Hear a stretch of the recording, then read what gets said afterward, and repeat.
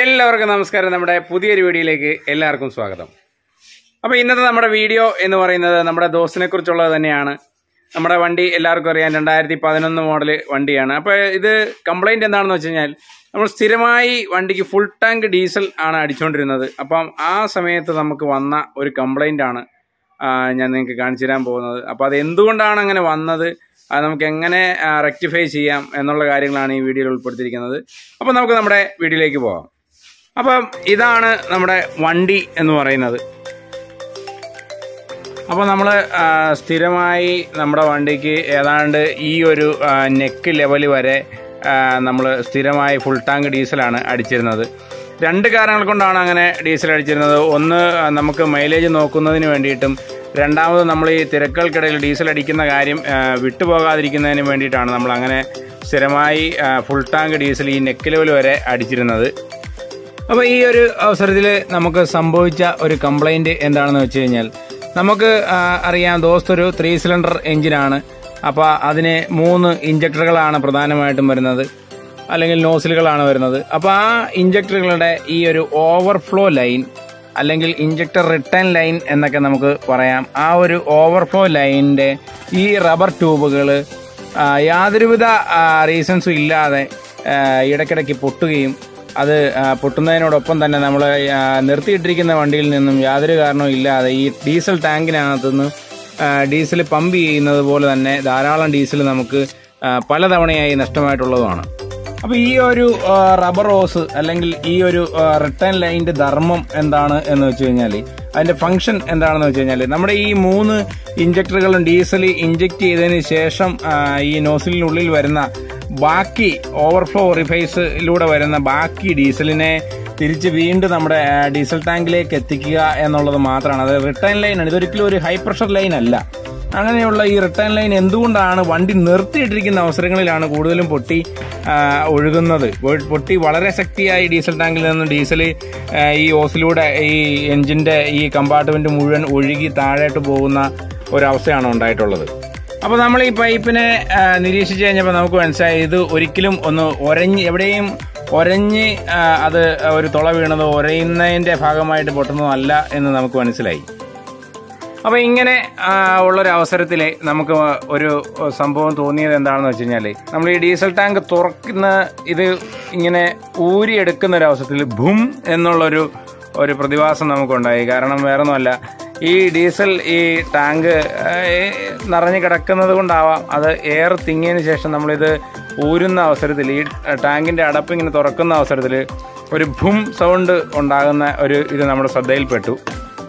അപ്പോൾ ഇതിൻ്റെ പ്രധാനമായിട്ടും ഇതിൻ്റെ കാരണം എന്താണെന്ന് വെച്ച് കഴിഞ്ഞാൽ, ഈ ഒരു ഡീസൽ ടാങ്കിൻ്റെ ഈ ഒരു ലെവൽ വരെ നമ്മൾ ഡീസൽ അടിക്കുകയും, നമ്മൾ വണ്ടി ഓടുന്നതിനനുസരിച്ച് ഈ ഡീസലിൻ്റെ ലെവല് ചെറിയ തോതിൽ ഈ നെക്ക് കഴിഞ്ഞ് താഴോട്ട് ഇറങ്ങി ഏതാണ്ട് ഈ ഒരു ഭാഗം വരുന്ന അവസരത്തിലും വണ്ടി ഓടിക്കൊണ്ടിരിക്കുമ്പോൾ റോഡിൻ്റെ ഇറഗുലാരിറ്റീസും റോഡിലുള്ള കട്ടറും ഒക്കെ മൂലം ഈ ഫ്യൂൽ ടാങ്കിനുള്ളിൽ ഈ ഫ്യൂലിൻ്റെ സർജിങ് ഉണ്ടാവുകയും, ഫ്യൂല് ഇളക്കം തട്ടുമ്പോൾ ഈ ഫ്യൂലിൻ്റെ സർജിങ് ഉണ്ടാവുകയും, ആ എയർ ഈ ടാങ്കിനുള്ളിൽ കെട്ടി നിൽക്കുകയും, ആ എയർ നമ്മുടെ ഈ റിട്ടേൺ ലൈനിലേക്ക് ചെല്ലുന്നതും കൊണ്ടാണ് നമ്മുടെ ഈ റിട്ടേൺ ലൈൻ അല്ലെങ്കിൽ നമ്മുടെ ഇഞ്ചക്ടർ ലീക്ക് ലൈൻ റിട്ടേൺ ലൈനിൻ്റെ ഈ ഹോസ് പൊട്ടുന്നത്.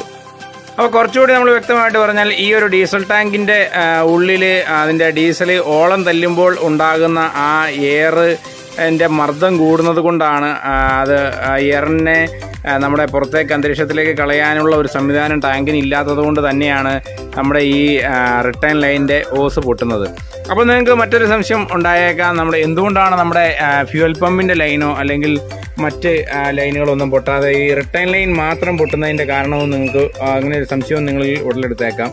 അപ്പോൾ അത് പൊട്ടാത്തതിൻ്റെ കാരണം എന്താണെന്ന് വെച്ചാൽ, ഹൈ പ്രഷർ ലൈനുകളൊക്കെ അതിൻ്റെ ഓസുകളും കണക്ടറുകളും എല്ലാം നല്ല സ്ട്രോങ് ആയിരിക്കും. അത് തന്നെയല്ല, അത് എപ്പോഴും ഡീസൽ നമ്മുടെ ഈ മർദ്ദത്തിനൊക്കെ കൂടുതലുള്ള പ്രഷറിൽ ഡീസൽ ആ ഓസ് ലൈനുകളിൽ ഉള്ളിൽ കാണും. അതുകൊണ്ടാണ് മറ്റ് ഓസുകളൊന്നും പൊട്ടാതെ നമ്മുടെ കുറച്ചുകൂടി സ്ട്രെങ്ത് കുറവുള്ള നമ്മുടെ ഈ റബ്ബർ ട്യൂബ് തന്നെ ഈ ഹൈ പ്രഷർ ലീക്ക് വരുന്ന ആ റബ്ബർ ട്യൂബ് തന്നെ പൊട്ടുന്നതിൻ്റെ കാരണം. ഒരുപക്ഷെ നമുക്ക് മറ്റ് ചില വാഹനങ്ങളിലൊക്കെ ഉള്ളതുപോലെ തന്നെ ഈ ഒരു ഫ്യൂൽ സപ്ലൈ സിസ്റ്റത്തിന് അല്ലെങ്കിൽ ഈ ഒരു ടാങ്ക് സിസ്റ്റത്തിന് ഒരു EVAP സിസ്റ്റം ഘടിപ്പിക്കുകയാണെങ്കിൽ നമുക്ക് ഈ ഒരു കംപ്ലൈൻറ്റ് മാറും. നമുക്ക് ഡീസൽ ഫുൾ ടാങ്ക് തന്നെ എപ്പോഴും അടിച്ച് കാര്യങ്ങൾ മുന്നോട്ട് കൊണ്ടുപോകാൻ സാധിക്കും എന്നുള്ളതാണ്.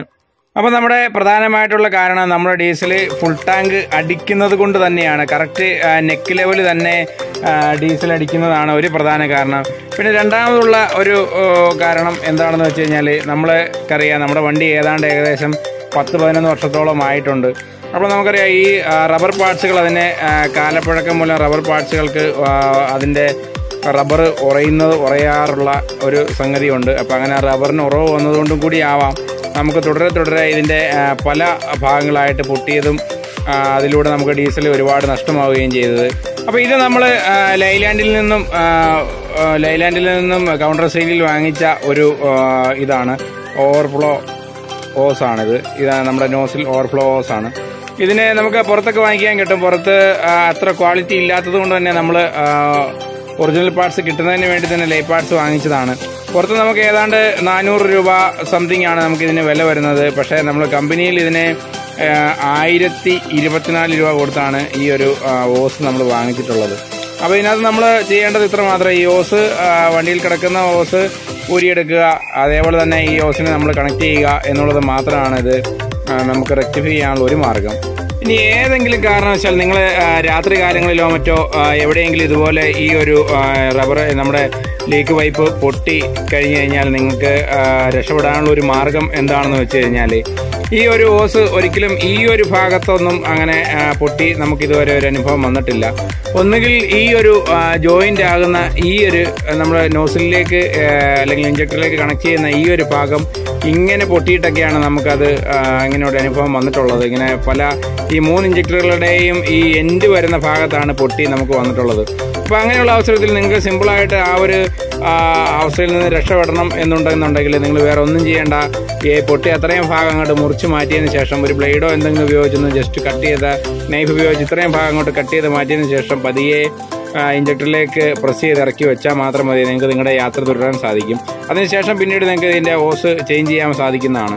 അതോടൊപ്പം തന്നെ നമ്മൾ ഈ ഒരു ഓസ് വാങ്ങുന്നതിന് വേണ്ടി ഷോറൂമിൽ എത്തിയ അവസരത്തിൽ തന്നെ നമ്മൾ അവിടുത്തെ ഒരു ടെക്നീഷ്യനുമായി ഈ ഒരു ചർച്ച നടത്തുകയും അപ്പോൾ അദ്ദേഹം നമ്മുടെ അടുത്ത് പറഞ്ഞു തന്ന ഒരു കാര്യം, ദോസ്തിന് അങ്ങനെ ഒരു സംഭവമുണ്ട്. ഒരു കാരണവശാലും ദോസ്തിന് നമ്മുടെ ഈ ഒരു നെക്ക് ലെവൽ വരെ ഡീസൽ അടിക്കാൻ പാടില്ല, എപ്പോഴും കുറച്ച് താഴെയായിട്ട് വേണം ഡീസൽ അടിച്ച് നിർത്തേണ്ടത് എന്നുള്ളൊരു നിർദ്ദേശമാണ് നൽകിയത്. ആ നിർദ്ദേശം കിട്ടിയതിന് ശേഷം നമ്മൾ വണ്ടിയിൽ പല പ്രാവശ്യം നമ്മൾ ഡീസൽ അടിച്ചപ്പോഴും നമ്മൾ ആ ശ്രദ്ധ കേന്ദ്രീകരിച്ച് തന്നെ ഡീസൽ നെക്കിൻ്റെ കുറച്ച് താഴെയായിട്ട് തന്നെ ഡീസൽ അടിച്ചു.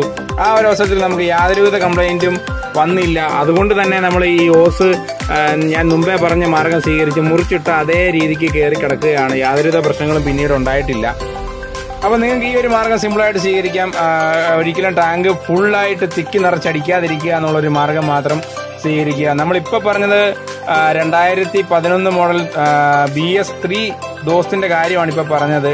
നിലവിൽ BS5 അല്ല BS4 BS6 വാഹനങ്ങളുടെ കാര്യം നമുക്ക് അറിയത്തില്ല. അതുപോലെ തന്നെ മറ്റ് കമ്പനികളുടെ മറ്റു വാഹനങ്ങൾ ഉപയോഗിക്കുന്ന ആളുകൾ ഇതിൽ ആശങ്കപ്പെടണമെന്ന് ഞാൻ അവകാശപ്പെടുന്നില്ല. കാരണം ചിലപ്പോൾ EVAP സിസ്റ്റം ഉള്ള വണ്ടികളാണെന്നുണ്ടെങ്കിൽ ഡീസൽ ടാങ്ക് ഫുള്ള് നിറച്ചാലും ചിലപ്പോൾ നമുക്ക് യാതൊരുവിധ പ്രശ്നങ്ങളും ഉണ്ടായില്ലെന്നും വരാം.